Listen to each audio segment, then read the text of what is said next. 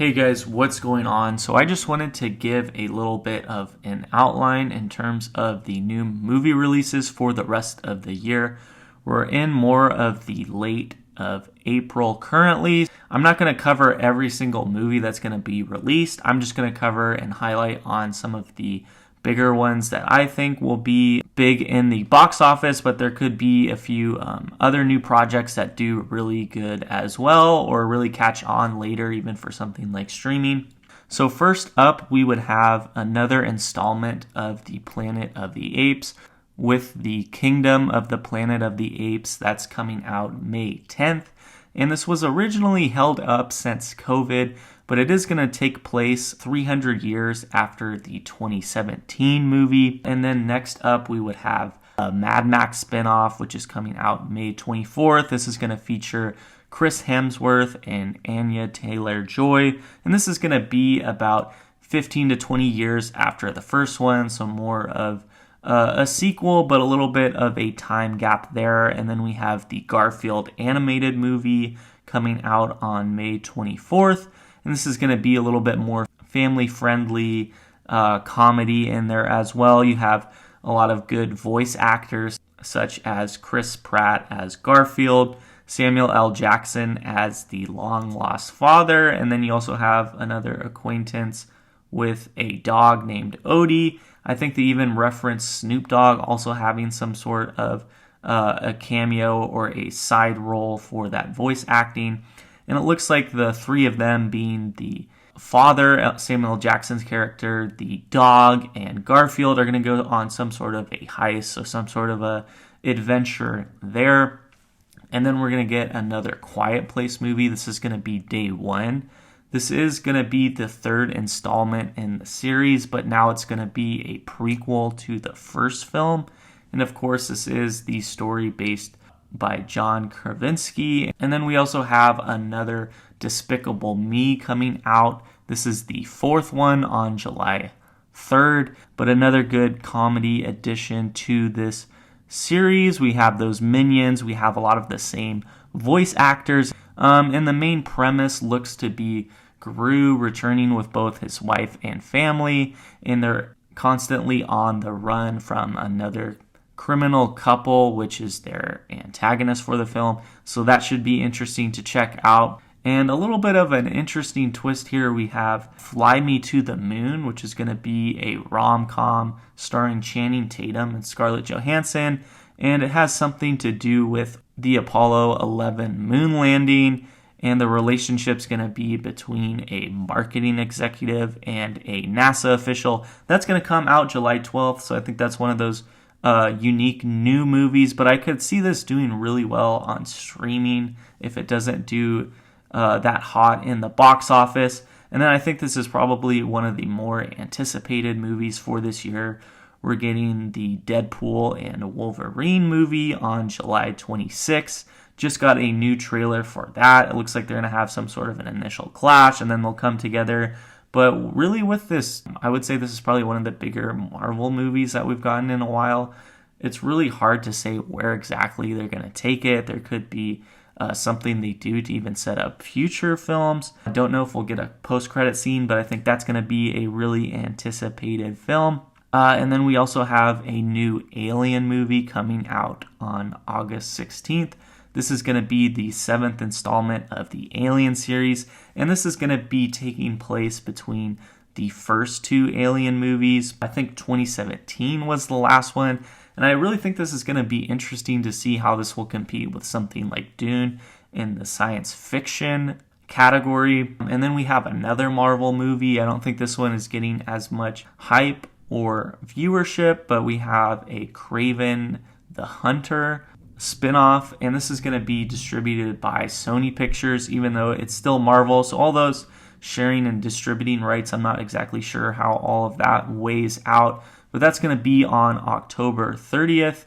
You also have some names listed such as Russell Crowe and Keanu Reeves, so I don't know if they have any sort of participation in the film, but we have Aaron Taylor Johnson as the Kraven, and given this is a pretty famous Spider-Man villain, given the comics and the source material, It's not really clear if Spider-Man is going to make a cameo. This does exist in some sort of a Spider-Man universe. We have gotten that confirmation, but it's really not clear as to which one. So if that happens at all, I think that's going to be kept under wraps. But I think there'll probably be some reference given to where exactly this lines up with the MCU timeline or the multiverses. And then another interesting movie, we have another Beetlejuice movie coming out. I think this is going to be Beetlejuice. Beetlejuice is the name. I'm not sure what the play on words is there with listing Beetlejuice twice, but that's going to be September 6, 2024, distributed by Warner Brothers. You also have another Transformers movie coming out September 20th, 2024, and this is going to consist of an origin story. So that's the 8th installment for Transformers. And then another big anticipated film, I think for a number of reasons, we have Joker 2 coming out October 4th. This is going to be a sequel to the solo film with Joaquin Phoenix before, which was more of an origin story for the Joker and more of a different universe than something like Robert Pattinson's The Batman or anything else. And I think the big news here is that I really think they went off on a tangent with deciding to go the musical route with Lady Gaga playing Harley Quinn and then a lot of duets between her and the Joker. And then I think another more of a little bit of a niche movie, but I think could still do fairly well. You have Smile 2 coming out October 13th. And this is going to be where that evil entity will continue to pass its curse. This is going to be a sequel that looks to be taking place right after the events of the first film. So we're likely going to follow that police officer who was her ex-boyfriend, who now likely has the curse. And I think just given some foreshadowing moments in that first film, it's possible he might be the one to beat it. We know that the guy in prison was able to pass it on to someone else. So I think they might try and investigate with that. So I think that'll be really interesting. And then you have a second Gladiator movie coming out November 22nd. And this is a really big break from that first film, which won an Oscar for Best Picture. I'm not exactly sure how they're going to connect it. The plot is pretty much kept under wraps. Both Joaquin's character as the Emperor and Russell Crowe's Gladiator are both dead due to the events of the film. But it's possible they make some sort of a cameo and a flashback or something like that, or some of the new characters are connected to them in one form or another. But we have Connie Nielsen returning as her original role. And then it looks like the film's going to focus on her son Lucius, which is going to be played by Paul Mescal. But we also have Denzel Washington having a pretty prominent lead in this film, in addition to Pedro Pascal. So I really think there's some big names there. You also have Moana 2 coming out November 27th. This is going to be a sequel to the first animated movie.